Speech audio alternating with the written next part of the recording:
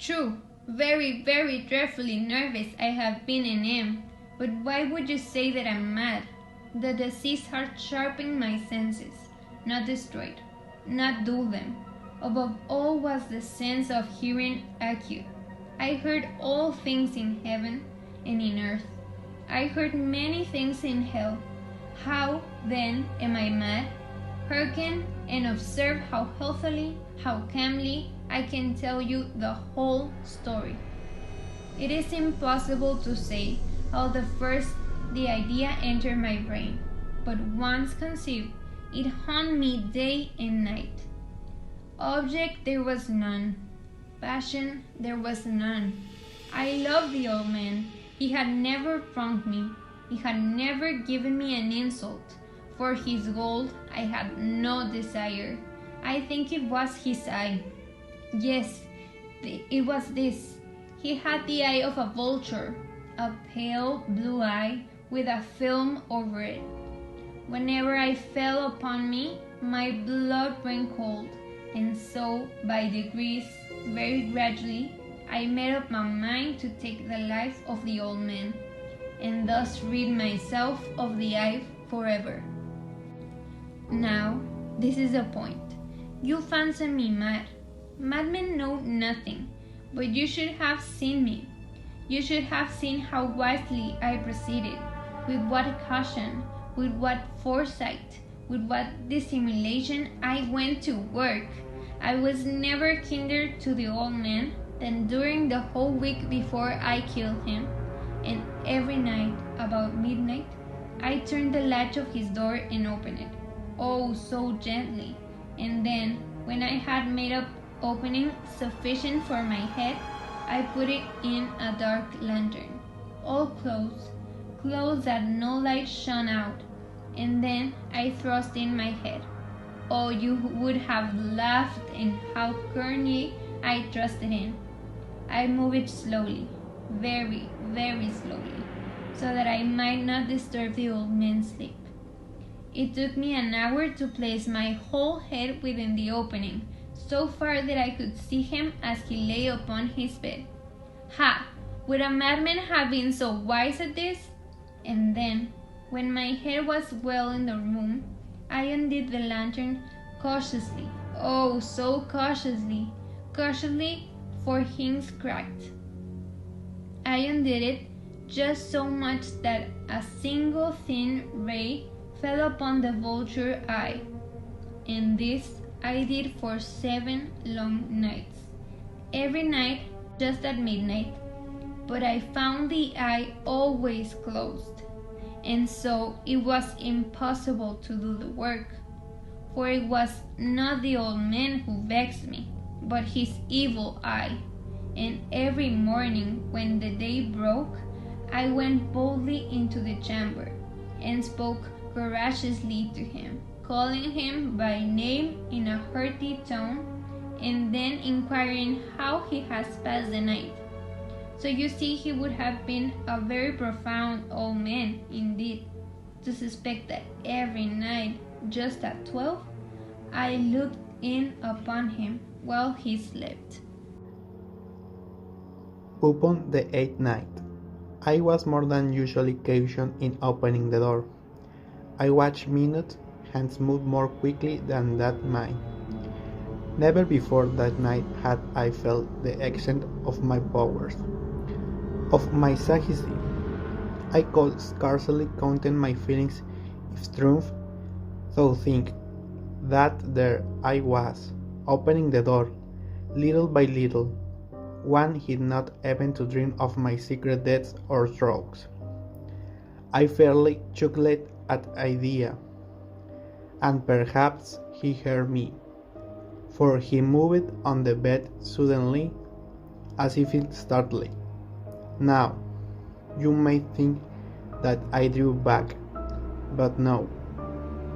His room was as black as pitch with the thick darkness, for the shutters with close fastened through fear of robbers, and so I knew that he could not see the opening of the door, and I kept pushing it on steadily. I had my head in. I was about to open the lantern, when my thumb slipped upon the thin fastening, and the old man sprang up in bed, crying out, "Who is there?" I kept quiet, still, and said nothing. For a whole hour I did not move a muscle, and in the meantime heard him lie down.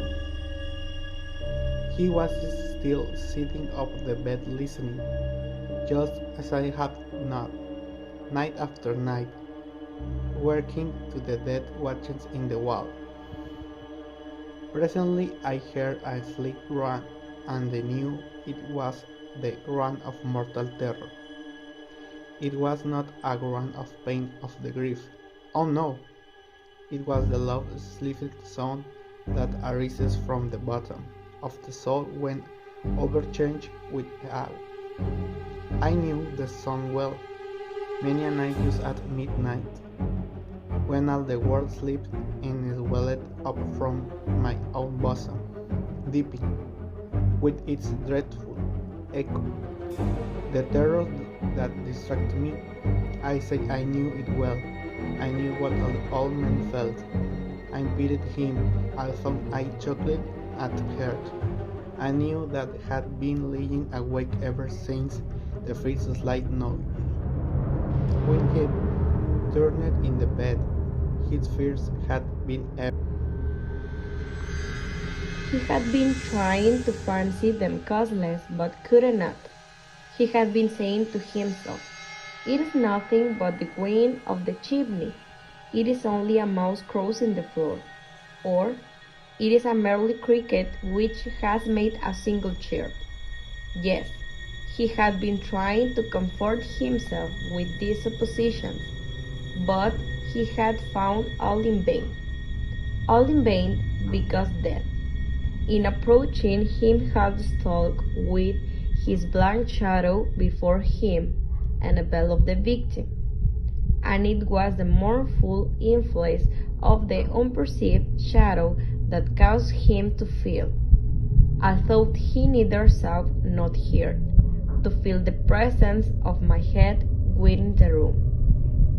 When I had waited a long time, very patiently, without hearing him lie down, I resolved to open a very, very little crevice in the lantern. So I opened it. You cannot imagine how stealthily until and like a simple dim ray, like the thread of a spider, shot from out the crevice and fell full upon the vulture eye. It was open, wide open, and I grew furious as I gazed upon it.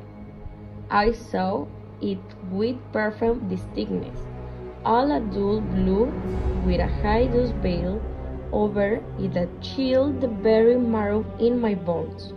But I couldn't see nothing else of the old man, face or person, for I had directed the ray as if by instinct precisely upon the damned spot. And have I not told you that what you mistake for madness is but over-accusation of the sins? Now, I say, there came to my ears a low, dull, quick sound, such as a watch makes wind enveloping cotton. I knew the sound well, too. It was the vein of the old man's heart. It increased my fury as the beating of a drum stimulates the soldier into courage. But even yet I refrained and kept still. I asked Leverett. I held the lantern motionless. I tried how still I could maintain the right upon the eve. My time the hellish tattoo of the hair increased. I grew quicker and quicker, and lowered every instant. The old man's terror must have been extreme.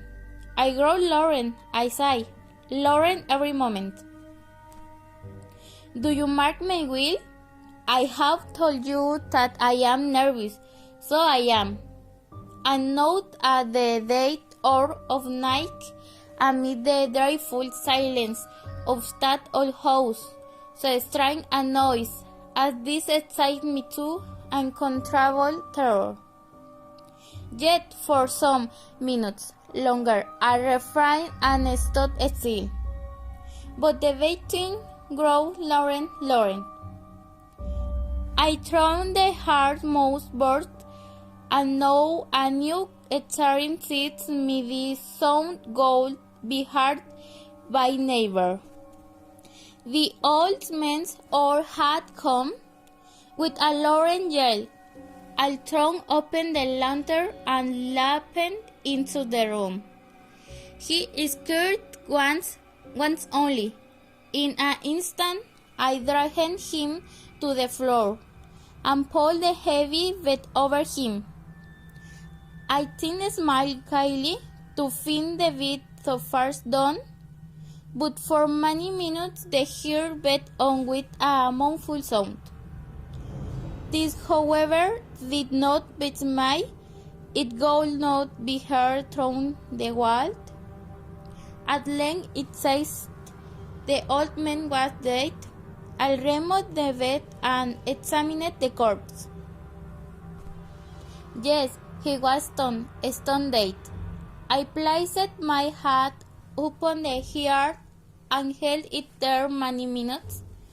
There was no pulsation. He was stone dead. His eye trouble me no more. If still you think, my mat, you will think so no longer wait. I described the wise precaution I took for the concealment of the body.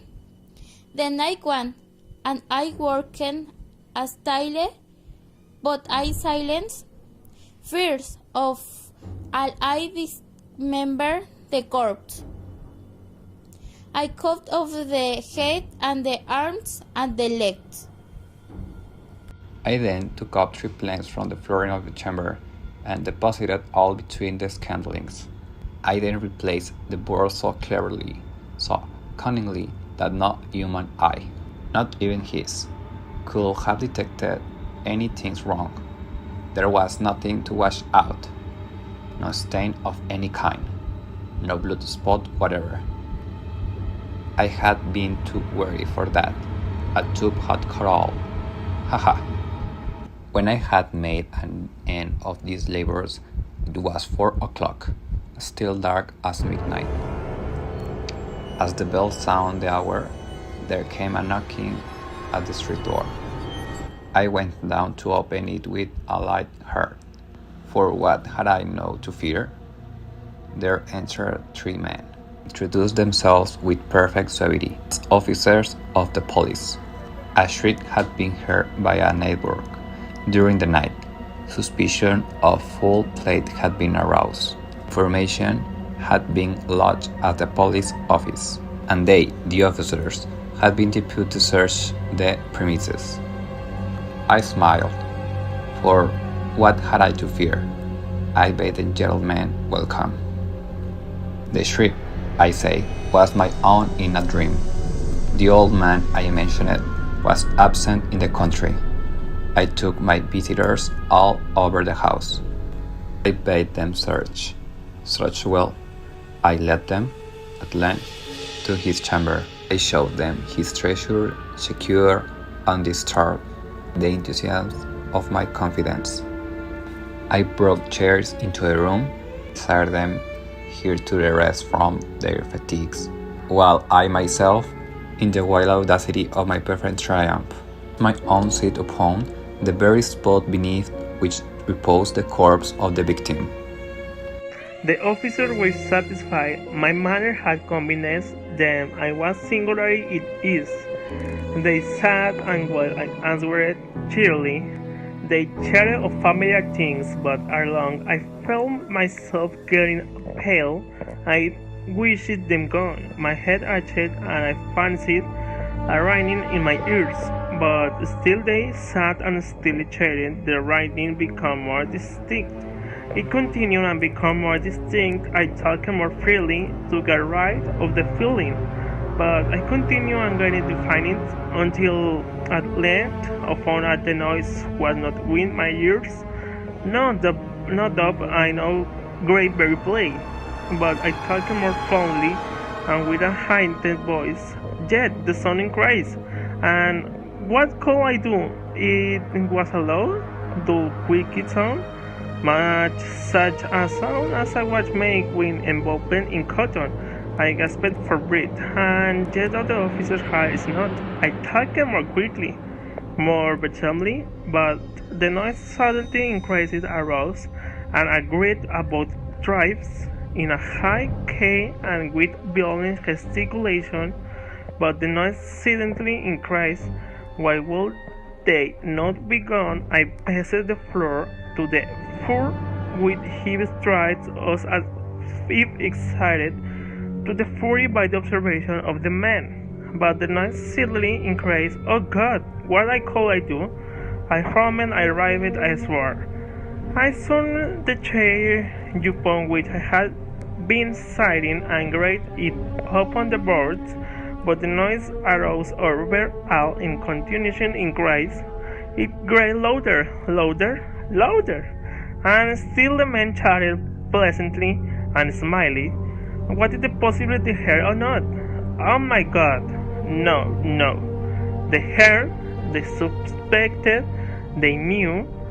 They were making a mockery of my horror. This I thought and did not think, but anything was better than this agony. Anything was more tolerable than this deterioration. I could be the hypocritical. Is mine no longer. I feel that I must scream or die. And now again, hark, louder, louder, louder, louder. Billions. I shrieked. December no more. I admitted to this. Tear up the planks. Here, here. It is the beating of his hideous heart. The end.